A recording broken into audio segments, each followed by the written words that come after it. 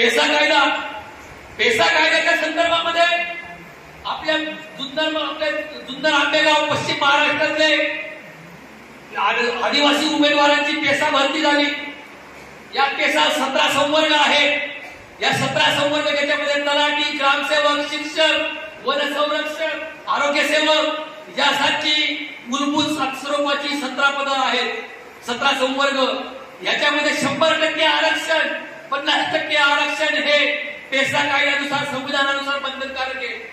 परंतु या सगळ्या माध्यमातून आपल्या सुशिक्षित आदिवासी तरुणांना रोजगार मिळण्याची शक्यता निर्माण झाली असताना त्या ठिकाणी त्यांच्या नेमणुका थांबवण्यात आल्या। या ठिकाणी आदरणीय सन्माननीय मंत्री महोदय झिरवाळ साहेबांचा फोटो आहे।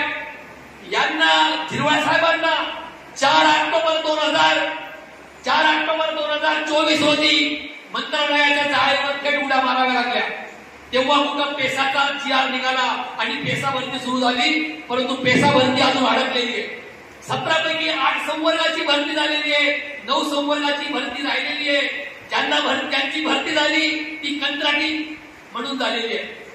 त्याच्यामुळे पेसाचे जे आपले उमेदवार विद्यार्थी आहेत, जुन्नर आंबेगाव मधले, खेड मधले, हे शेकडोनी मुलं आहेत। यांच्या पाठीशी आपल्याला भविष्य काळामध्ये उभं राहावं लागेल आणि संपूर्ण महाराष्ट्रामध्ये जवळपास बोगस जे आहेत, बोगस आदिवासी जे आहेत, त्यांच्या ज्या पदं रिक्त झालेली आहेत त्यांना अधिसंख्य केल्यामुळे जवळपास 12,500 पदांचा अनुशेष हा शिल्लक राहिलेला आहे।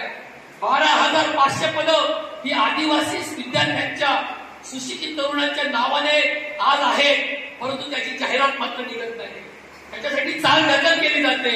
अशा पद्धतीचे अनेक महत्वाचे प्रश्न आपल्या समोर आहेत।